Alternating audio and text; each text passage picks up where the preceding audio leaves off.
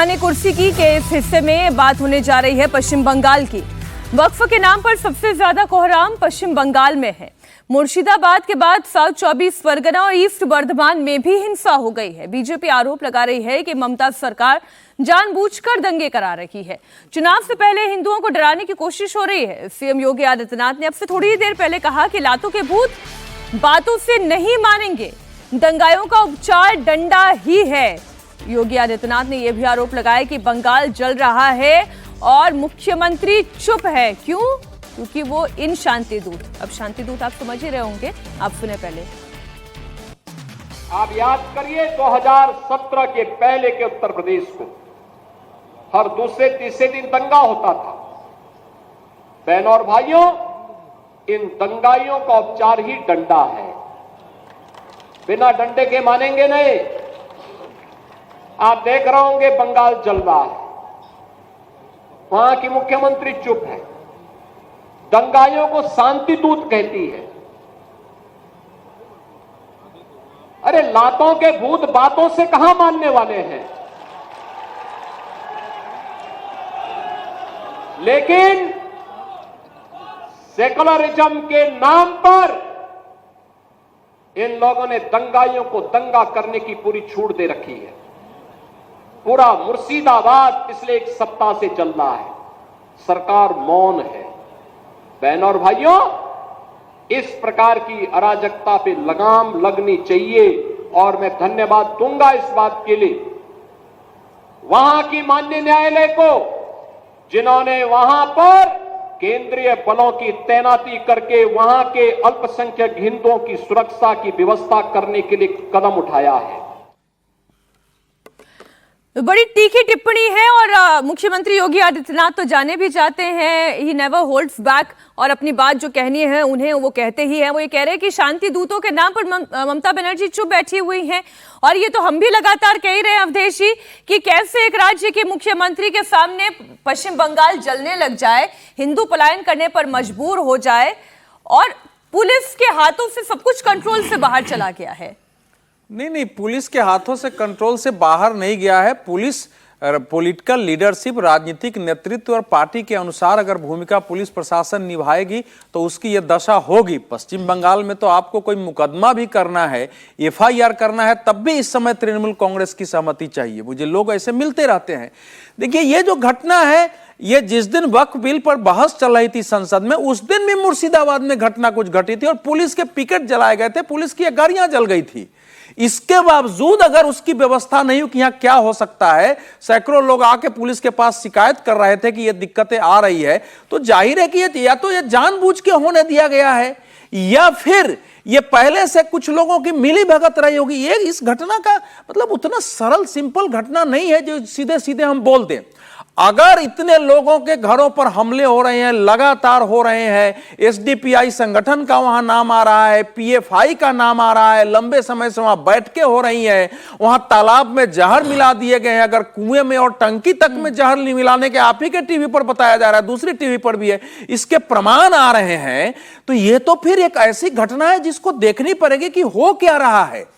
क्या यह प्लान वे में है कि एक पूरा मुर्शिदाबाद को, जो कि बंगाल का सबसे बड़ा जिला है, 8% आबादी वहां रहती है लगभग, कि उसको पूरी तरह से एक मुस्लिम जिला बना करके सबको वहां से बाहर करा दिया जाए और फिर उसके अनुसार जो हमारी जो सोच है एसडीपीआई पीएफआई की, वो एक वहां से आगे बढ़े। और तो ये बिल्कुल साफ दिख रहा है। जो लोग वहां गए हैं रोते हुए बता रहे हैं कि भैया हमारे घर में कैसे घुसे थे, कैसे मार रहे थे, सुनने के बाद तो किसी का खून खौलेगा।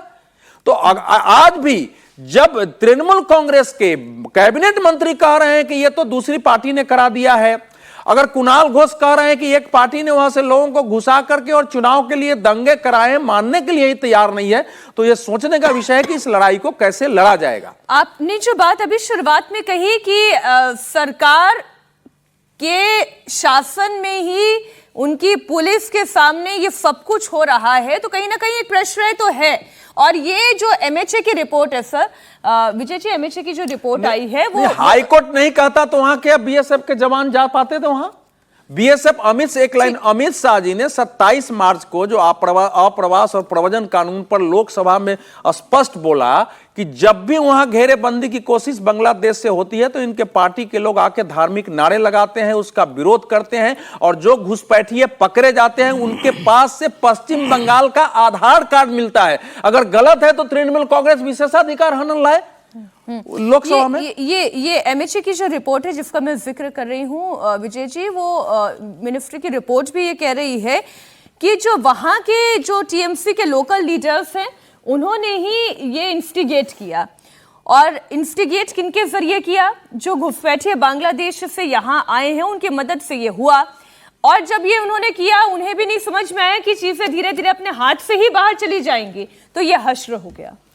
देखिए ऐसा तो होता ही है, एमएचए की रिपोर्ट में हो ना हो अक्सर ऐसा होता है कि इन तरह के जो दंगाई लोग हैं या जो इस सोच समझ के लोग हैं वो थोड़े दिनों बाद आपके कंट्रोल से ही निकल जाते हैं, जिनके भरोसे आप कुछ इस तरह की प्लानिंग कर रहे हैं। लेकिन मैं मुर्शिदाबाद की घटना को अब सिर्फ ये जो दंगा हो रहा है, आगजनी हो रही है, उससे नहीं देखता। उससे बात आगे बढ़ गई है कि वहाँ के लोग पलायन कर रहे हैं, देश के किसी हिस्से में अपने ही घर छोड़कर किसी दूसरे हिस्से में जा रहे हैं। ये गंभीर घटना है। दंगा तो रोज होता है, 4 दिन कहीं ना कहीं कुछ छोटा मोटा हो रहा होता है, कुछ बात होती है। लेकिन दंगे या स्थिति ऐसी हो गई है कि वहाँ के लोग उस जगह अपने घर में नहीं रह पा रहे हैं और आपके पास बहुत सारी तस्वीर आ रही है कि दूसरी जगह जा रहे हैं, शरणार्थी शिविर जैसा बन गया है। तो वो ज़्यादा गंभीर मसला है और उसमें कैसे दखल देना चाहिए केंद्र सरकार को, इस पर भी चर्चा करने की ज़रूरत है कि क्या सरकार समझती है। मुझे नहीं पता, ऐसा है कि बहुत बार ये बात हुई कि राष्ट्रपति शासन की मांग वहाँ पर हो रही है। क्या भारतीय जनता पार्टी सरकार को ये डर लगता है कि वहाँ राष्ट्रपति शासन लगाने से उसके लिए एक अलग तरीके का माहौल ना खड़ा हो जाए? लेकिन राष्ट्रपति शासन क्यों लगाया जाए? सरकार के पास इतनी ताकत होनी चाहिए, जब उनकी मंशा होनी चाहिए। आपकी एमएचए की रिपोर्ट क्या कह रही है? क्यों लोकल लीडर्स टीएमसी के ही हैं? तो फिर जब वही कर रहे हैं तो फिर आप कैसे कह रहे हैं कि वही सरकार? तो आप समझ रहे हैं कि जो उनके लीडर्स हैं उनके खिलाफ इस सरकार काम करेगी? वहाँ के कैबिनेट मंत्री जिस तरह से बोल रहे हैं तो ये मसला थोड़ा सा ज्यादा गंभीर हो गया है। राष्ट्रपति शासन ना भी लगाए लेकिन सरकार को उसमें दखल देना चाहिए और मुख्यमंत्री से भी इस बारे में बात करनी चाहिए कि किस तरह से इसको रोका जा सकता है। और ये फाइनली मुख्यमंत्री का भी नुकसान होगा। कुछ रिएक्शंस में और दर्शकों के सामने रख देती हूँ। दिलीप घोष भी इस पर बात कर रहे हैं, लॉकेट चैटर्जी भी बोल रही हैं, ममता बनर्जी भी बोली हैं, लेकिन शांत अभी तक मामला हुआ नहीं है। आप ये सभी रिएक्शन सुन लें एक बार। সবাইকে বলবো শান্তিপূর্ণভাবে গণতান্ত্রিক আন্দোলন করার অধিকার সকলের আছে উইথ পারমিশন, বাট প্লিজ দয়া করে সে যেই হোক, A B C D E F G যেই বা হোক, আইন কখনো হাতে তুলে নেবেন না। আইনের জন্য তো আইনের রক্ষক আছে, আইনের ভক্ষক তো দরকার নেই। ये बार बार बोलना बाहरी है, बिहारी है, ये नाटक क्यों है? अगर बांग्लादेश से आया तो बांग्लादेश के लोगों को पकड़ो, बिहार से आया तो झारखंड से आया तो उसको पकड़ो। पुलिस क्या कर रहा है? और वो चाह रहे हैं कि जो ग्रेट कलकत्ता किलिंग हुआ था 46 में 30,000 हिंदू को काटा गया था, उससे बड़ा हादसा होगा और आधा हिंदू भाग जाएंगे और जो रहेंगे वो चुनाव में भाग ले लेंगे, उनका ये राज चलेगा। ये जानबूझकर कराया जा रहा है। जहाँ हिंदू कम संख्यक है वहाँ जानबूझ करके उत्तेजना फैलाया जा रहा है, डराया जा रहा है। अगले 26 का जो चुनाव है उसको जीतने के लिए जहां हिंदू कमजोर है, कम संख्यक है, वहां कोई विरोधी वोटिंग करने ही नहीं जाएगा, ऐसे 100 सीट जीत जाएंगे। प्रेसिडेंट रूल में ही इलेक्शन होना चाहिए, इसको इलेक्शन कमीशन देखे, और नहीं तो यहाँ जो हिंदू है वो वोटिंग नहीं कर पाएंगे। और ममता बनर्जी जो बोल रहे हैं 213 सीट फिर जीतेंगे, क्योंकि ऐसे ही तो 100 सीट खाली हो जाएगा, कोई वोटिंग करने नहीं जाएगा। वायलेंस पूरे पश्चिम बंगाल में क्या कहना चाहिए? अभी तक लॉ एंड ऑर्डर सिचुएशन जो है अंडर कंट्रोल नहीं है, क्या है? ये लॉ एंड ऑर्डर सिचुएशन किसका हाथ में है? मुख्यमंत्री कहाँ है? जो पश्चिम बंगाल का जो अभिभावक है हम लोग का, वो कहाँ है?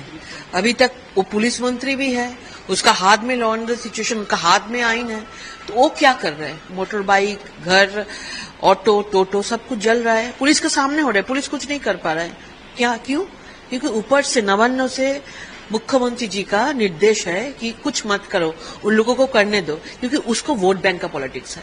30% वोट बैंक उनको चाहिए, इधर उधर नहीं जाना चाहिए, इसलिए ये सब कुछ कर रहा है। आप देखिए कैसे लोगों का, हम लोग 1971 में देखे थे, कि पलायन देखे थे।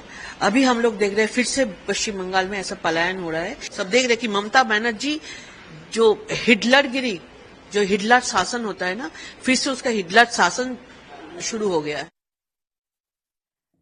समीर जी, जब ममता बनर्जी कह रही थी ABCDEFGH के बाद I भी आता है, she is the chief minister, उन्हें बोलना चाहिए था I am chief minister, I am responsible for law and order, I am responsible for piece, but I am a failure, उन्हें बोलना चाहिए था। देखिए, अगर ममता बनर्जी की अगर राजनीति अगर आप बंगाल में देखेंगे तो वो यही राजनीति लंबे समय से रही है। ऐसा नहीं कि पहली बार बंगाल में दंगा हुआ है या पहली बार बंगाल में इस तरीके से मुस्लिम तुष्टीकरण की राजनीति ममता बनर्जी या टीएमसी के लोगों ने करने की कोशिश की है। जब से ममता बनर्जी बंगाल की मुख्यमंत्री बनी है, यह घटनाएं बंगाल में होती रही है। लेकिन मुझे लगता है कि ममता बनर्जी अगर फेलियर हो गई है तो गवर्नर तो अपनी ड्यूटी निभाना चाहिए ना। बॉस साहब, आनंद बॉस साहब को रिपोर्ट भेजना चाहिए केंद्र सरकार को। उन्हें अपने दरवाजे खोलना चाहिए कि आप बंगाल छोड़ के मत जाइए, मेरे दरवाजे खुले, आपके घर में आगजनी हुई, आप मेरे घर आकर रहिए, मैं देखता हूं यहाँ की लॉ सिचुएशन कैसे ठीक की जा सकती है। बहुत केंद्र सरकार को लिखे कि राज्य स्थिति के अंदर नहीं है, क्योंकि यह जो हिंसा हो रही है ये राज्य प्रायोजित है। मुख्यमंत्री के लोग इसमें शामिल है, टीएमसी के मंत्री इसमें शामिल है, टीएमसी के सांसद और विधायक इसके शामिल है और टीएमसी के स्थानीय कार्यकर्ता शामिल है। ऐसे स्थिति में पुलिस यहाँ काम नहीं कर सकती है तो राज्य में अब राष्ट्रपति शासन के अलावा कोई विकल्प नहीं है। उन्हें यह लिखकर केंद्र सरकार, गृह मंत्रालय को भेजना चाहिए।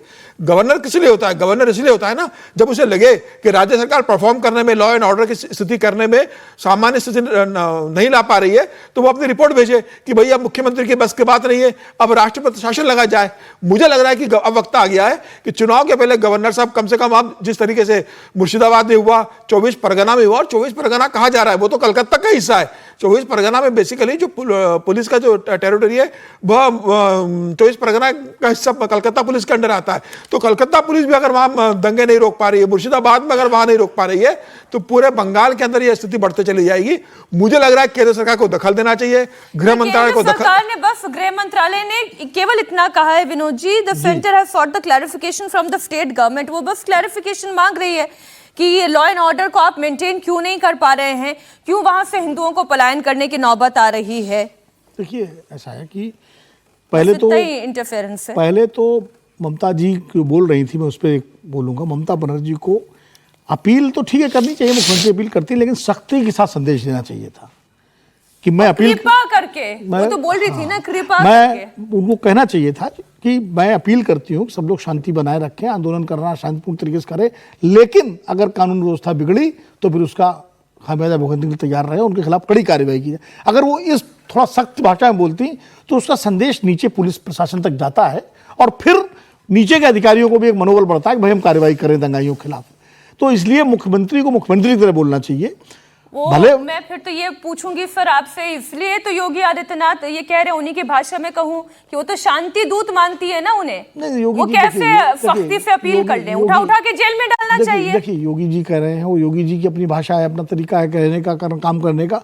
और ये भी सही है कि उत्तर प्रदेश में जहां भी हिंसा हुई पुलिस ने जल्दी 2-3 दिन में, 4 दिन में कंट्रोल भी किया है, इसमें कोई दो राय नहीं है। अब उस पर आरोप भले लगे किसको किया किसको नहीं किया, वो अलग विषय है, लेकिन हाँ पुलिस ने, चाहे वो संभल का मसला हो, चाहे वो कासगंज का झगड़ा रहा हो, या जहां भी हुआ है उत्तर प्रदेश में, तो उत्तर प्रदेश की पुलिस ने तुरंत कंट्रोल किया है।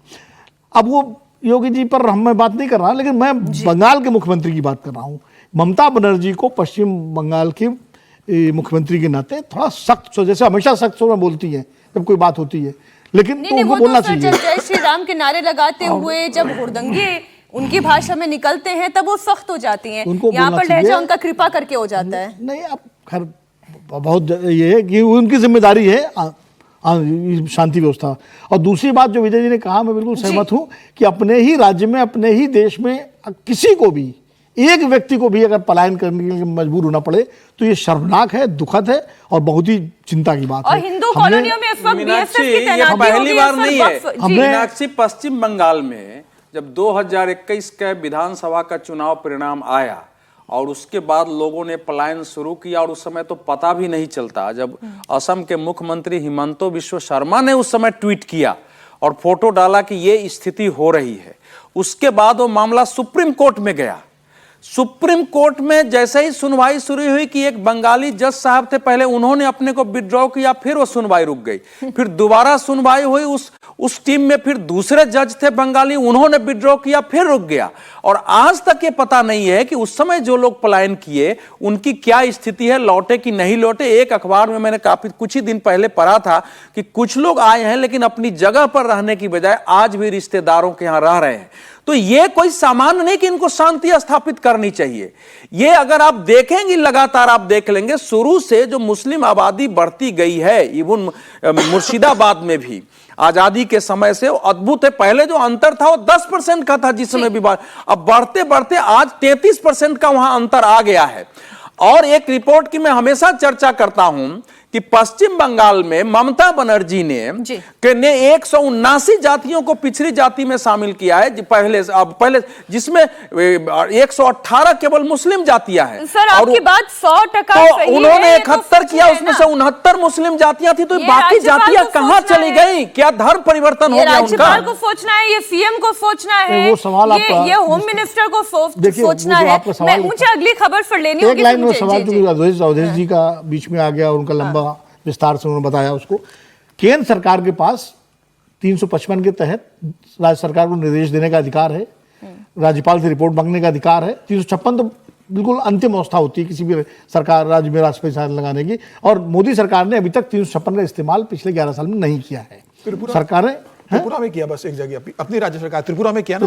त्रिपुरा में किया, मणिपुर में भी किया, नहीं मणिपुर में किया, मणिपुर में इस्तीफा दिया मुख्यमंत्री ने, उसके बाद राष्ट्रपति शासन तो सरकार बर्खास्त नहीं की है, विधानसभा भंग नहीं की। ये सारा बवाल जो है वो वक्फ कानून को लेकर लेकिन सर हो रहा है ना। वक्फ कानून में भी अब आर पार की जंग है।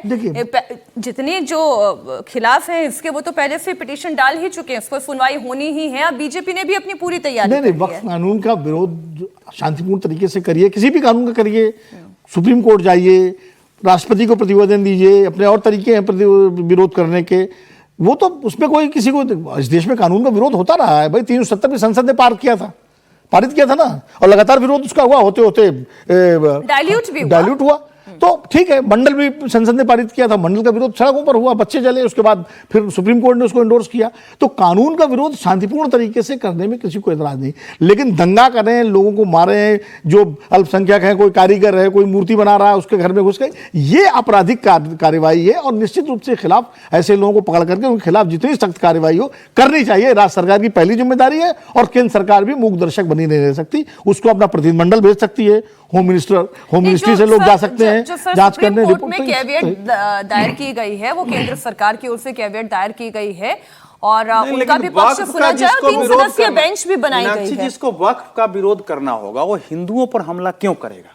दोनों में क्या तुलना है? वही मैं कह रहा हूं। तो इस घटना को व्यापक परिप्रेक्ष्य में देखिए। ये अब एक इस देश बहाना हो सकता है। पिछले समय से कुछ तत्वों की, मुसलमानों में कुछ तत्वों की अस्थायी प्रवृत्ति हो रही है, चाहे गुना की घटना हो, नागपुर की घटना हो, हजारीबाग की घटना हो। ये एक अस्थायी प्रवृत्ति कुछ के अंदर पैदा हो रही है। कहीं ना कहीं किसी बहाने अटैक हो रहा है, क्योंकि जिसको वक्फ का विरोध करना है वो वक्फ का विरोध करेगा ना। वो हिंदुओं का घर क्यों जलाने जाएगा भाई? लक्ष्य कुछ और है। देखिए, बंगाल की स्थिति थोड़ी सी अलग है। बंगाल किसी नागपुर पुणे से वहां से अलग इसलिए है कि बंगाल संवेदनशील राज्य है और बिल्कुल सीमावर्ती बांग्लादेश का राज्य है। वहां बहुत सारे ऐसे तत्व भी घुसपैठ कर सकते हैं, भारत विरोधी तत्व जो आकर के इस तरह की हरकतें कर सकते हैं, क्योंकि बिल्कुल बांग्लादेश से लगा हुआ है। तो उस पर और विशेष ध्यान देने की जरूरत है। ये ठीक बात है।